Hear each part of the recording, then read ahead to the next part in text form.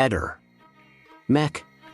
Pallister. Il caso della morte di Liliana Resinovic, la 63enne triestina scomparsa il 14 dicembre 2021 e ritrovata senza vita il 5 gennaio 2022 nel parco di San Giovanni a Trieste, ha recentemente subito una svolta significativa grazie all'impiego di nuove tecnologie forensi.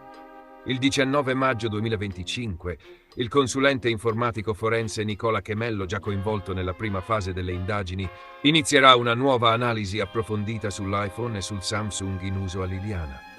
Questa volta le indagini si avvarranno di tecnologie avanzate che permetteranno un'estrazione completa del full file system, consentendo il recupero di dati precedentemente inaccessibili, come messaggi cancellati, cronologie di navigazione e fotografie risalenti anche a diversi anni prima.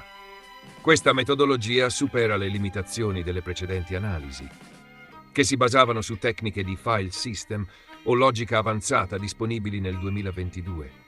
Liliana era solita cancellare quasi tutti i messaggi inviati o ricevuti.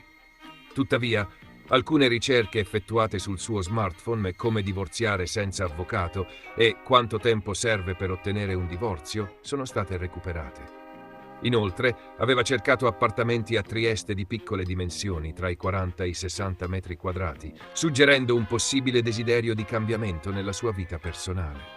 Uno dei due dispositivi, in particolare, veniva usato prevalentemente per giocare, mentre l'altro era destinato alla comunicazione e alle ricerche online. Oltre a Chemello, altre figure di spicco nell'ambito dell'informatica forense sono state coinvolte nel caso. Michele Vitiello è stato nominato consulente dalla difesa di Sebastiano Visintin, marito di Liliana, e attualmente indagato per omicidio.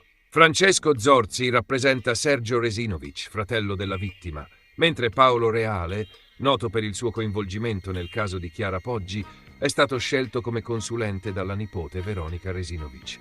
Reale, cugino della stessa Chiara, fu uno dei primi a scendere in campo nel caso di Garlasco e oggi è considerato tra i più esperti nel campo dell'informatica forense.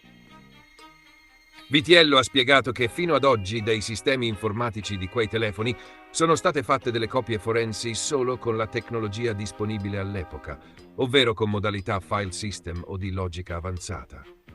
Da un po' invece c'è stata un'innovazione nel mondo della mobile forensics. L'estrazione full file system, ora disponibile, consente di recuperare dati che in passato non era possibile rilevare, anche risalenti a parecchio tempo prima, a patto che non siano stati sovrascritti. Potrebbero emergere nuove immagini, elementi della cronologia di navigazione o messaggi che rivelino se Liliana cercava conforto in qualcuno. Ogni minimo dato può essere utile per ricostruire gli ultimi mesi della sua vita.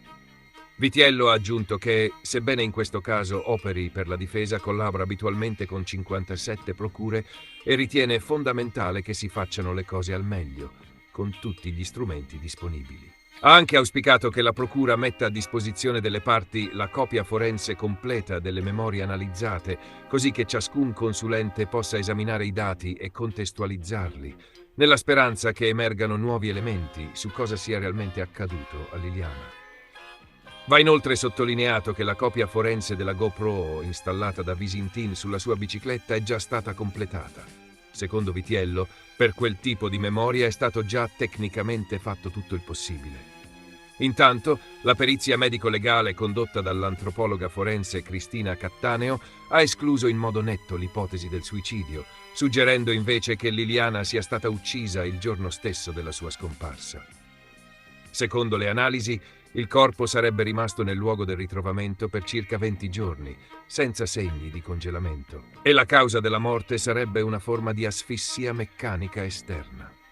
Queste conclusioni hanno portato la procura, oggi guidata sul fascicolo dal PM Ilaria Lozzi, a riaprire formalmente le indagini, predisponendo nuovi accertamenti e acquisizioni tecniche. Il fratello di Liliana, Sergio Resinovic, ha espresso pubblicamente la convinzione che la sorella sia stata vittima di un brutale femminicidio e ha accusato apertamente il marito Sebastiano Visintin, sostenendo che questi non voleva perdere la propria stabilità economica e ha chiesto di indagare anche sulla presunta scomparsa di 20.000 euro. La cugina di Liliana, Silvia Radin, ha inoltre sollevato interrogativi inquietanti su almeno 5 telefoni cellulari in possesso di Visintin, uno dei quali sarebbe stato formattato, mentre sugli altri non ci sarebbero tracce rilevanti. Dettaglio che ha alimentato nuovi sospetti sulla possibile eliminazione di prove digitali. Le nuove analisi sui telefoni di Liliana, dunque, si preannunciano cruciali. Grazie all'impiego delle tecnologie più avanzate e al lavoro congiunto di alcuni dei più esperti informatici forensi italiani, le autorità sperano finalmente di far luce sulle zone d'ombra che ancora avvolgono questa tragica vicenda. Nelle prime ore del 4 maggio 2025, una serata di svago si è trasformata in tragedia a Castelfranco Veneto, in provincia di Treviso. Intorno alle 4 del mattino, nei pressi della discoteca Baita al Lago, situata in via Pagnana, è scoppiata una violenta rissa tra giovani. Durante lo scontro, 2 ragazzi sono stati accoltellati. Uno di loro, un ventenne residente in provincia di Padova, è deceduto poco dopo il suo arrivo all'ospedale civile di Castelfranco Veneto a causa delle gravi ferite riportate. L'altro, un 22enne della provincia di Treviso, è stato ricoverato in condizioni critiche ed è attualmente in pericolo di vita. Le forze dell'ordine sono intervenute prontamente sul luogo dell'accaduto e hanno condotto in caserma 2 coetanei, attualmente sottoposti ad accertamenti, per chiarire la dinamica dei fatti e accertare eventuali responsabilità. La discoteca Baita al Lago era già stata oggetto di attenzione da parte delle autorità in passato. Nel 2015 il locale era stato chiuso per 2 mesi su decisione del questore di Treviso, Tommaso Cacciapaglia, a seguito di episodi di violenza e disturbo della quiete pubblica. Le indagini sono in corso per ricostruire l'esatta dinamica dell'evento e identificare i responsabili dell'aggressione. La comunità locale è scossa da quanto accaduto e le autorità invitano chiunque abbia assistito ai fatti a fornire informazioni utili alle indagini. Nella notte tra il 3 e il 4 maggio 2025, un tragico episodio di violenza domestica ha scosso la comunità di Caleppio di Settala, un sobborgo a sud-est di Milano. Un uomo di 50 anni di origine marocchina ha ucciso a coltellate la moglie 43enne, anch'essa marocchina, davanti alla loro figlia di 10 anni. È stata proprio la bambina in preda al terrore a chiamare il 118, riferendo «Papà ha ucciso mamma». I carabinieri, intervenuti tempestivamente, hanno trovato la bambina fuori dall'appartamento al 3° piano dell'edificio in via Cerca, seguita dal padre in evidente stato di alterazione. All'interno dell'abitazione i militari hanno rinvenuto il corpo senza vita della donna, colpita da numerose coltellate. L'uomo è stato arrestato con l'accusa di omicidio aggravato dal vincolo familiare e trasferito nel carcere di San Vittore.